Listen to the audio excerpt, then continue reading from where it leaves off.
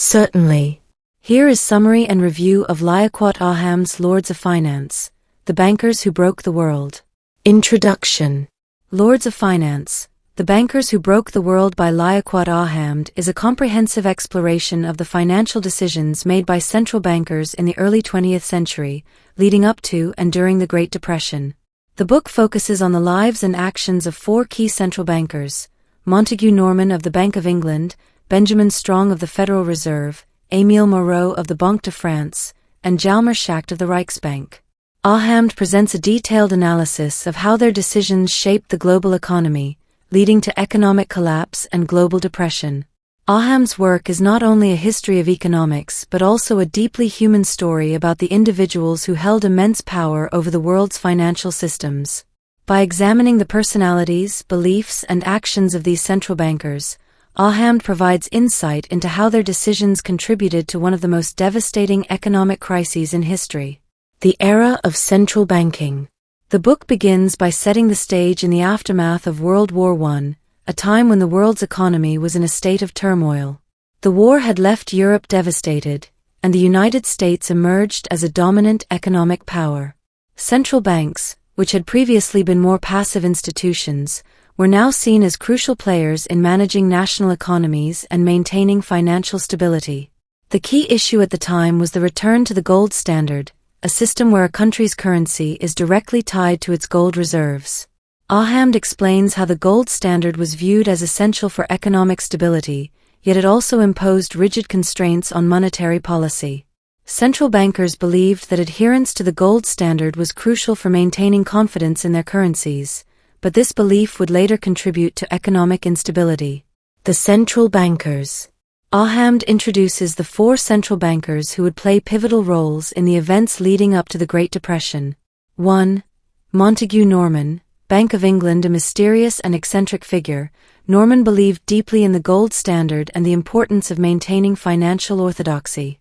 He was a powerful influence on global finance, often advocating for austerity and fiscal discipline. However, his rigid adherence to these principles would later exacerbate economic problems. 2. Benjamin Strong, Federal Reserve. As the head of the Federal Reserve Bank of New York, Strong was one of the most influential central bankers of his time. He recognized the need for monetary policy to be more flexible and was an advocate for cooperation between central banks. However, his premature death in 1928 removed a moderating influence from the global financial system, contributing to the instability that followed.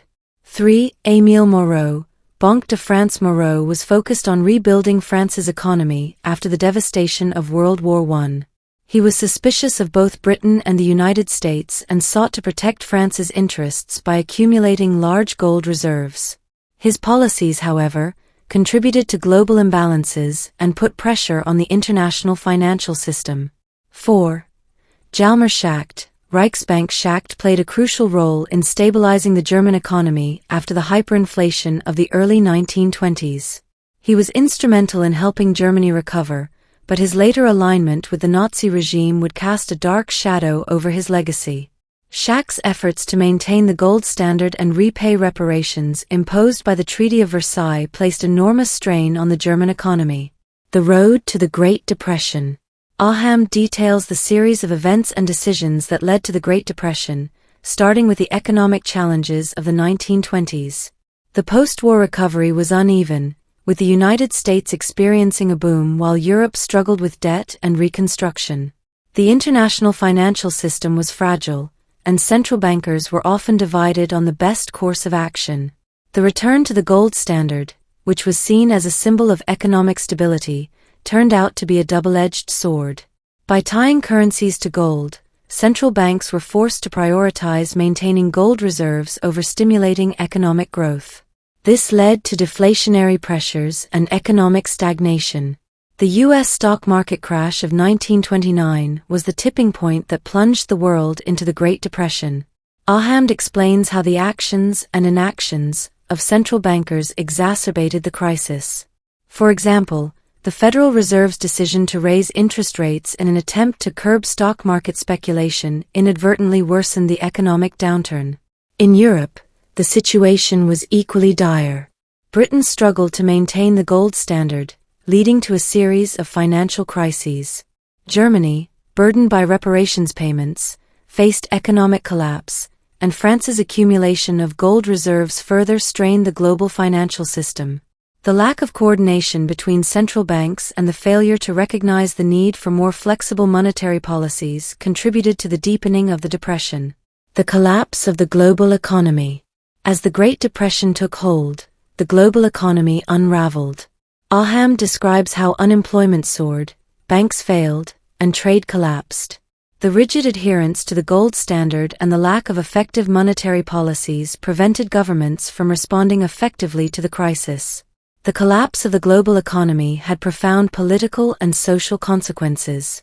In Germany, the economic hardship contributed to the rise of Adolf Hitler and the Nazi Party, leading to World War II. In the United States, the New Deal policies of President Franklin D. Roosevelt marked a significant shift in economic policy, moving away from laissez-faire economics toward greater government intervention.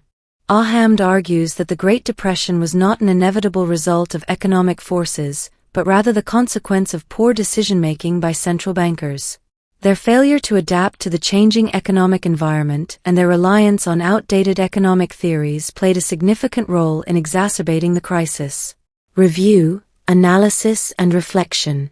Lords of Finance is a meticulously researched and engagingly written book that offers a detailed account of one of the most critical periods in economic history. Ahemed's ability to weave together complex economic concepts with personal stories of the central bankers makes the book both informative and accessible to a wide audience. One of the strengths of the book is its focus on the human element of economic decision-making. Ahamed shows that the central bankers were not simply following abstract economic principles, they were individuals with their own beliefs, biases, and limitations. By examining their personalities and motivations, Ahamed provides a more nuanced understanding of why they made the decisions they did. The book also highlights the importance of international cooperation in managing the global economy.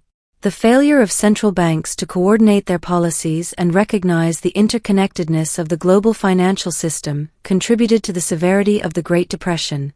This lesson remains relevant today, as the world continues to grapple with economic challenges that require collective action. However, Lords of Finance is not without its critiques. Some readers may find the book's focus on central bankers somewhat narrow, as it does not delve deeply into the broader social and political factors that contributed to the Great Depression. Additionally, while Ahamed does an excellent job of explaining economic concepts, there are moments where the book's complexity may be challenging for readers without a background in economics. Relevance to modern times. The lessons from Lords of Finance are particularly relevant in the context of modern financial crises. The 2008 global financial crisis, for example, highlighted many of the same issues that Ahamed discusses in his book: the dangers of rigid economic policies, the importance of flexibility in monetary policy, and the need for international cooperation. Ahemed's book serves as a cautionary tale for policymakers and central bankers today. It reminds us that economic stability is not guaranteed and that the decisions made by a few powerful individuals can have far-reaching consequences.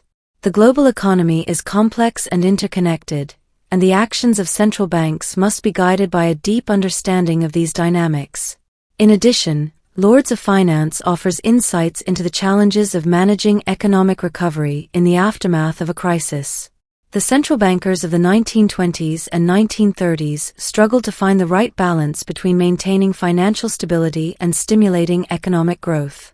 This challenge remains relevant today, as governments and central banks navigate the recovery from the COVID-19 pandemic and other economic disruptions. Conclusion.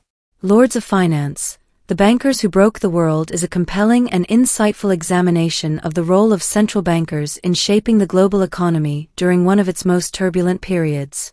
Liaquat Ahamed masterfully combines economic analysis with biographical storytelling to create a narrative that is both educational and engaging. The book's exploration of the decisions made by Montagu Norman, Benjamin Strong, Émile Moreau, and Hjalmar Schacht offers valuable lessons for understanding the complexities of economic policy and the importance of leadership in times of crisis. Ahamed's work serves as a reminder that while economics may be a science, it is also deeply influenced by human judgment and fallibility. For readers interested in economic history, financial crises, or the role of central banks in the global economy, Lords of Finance is a must-read.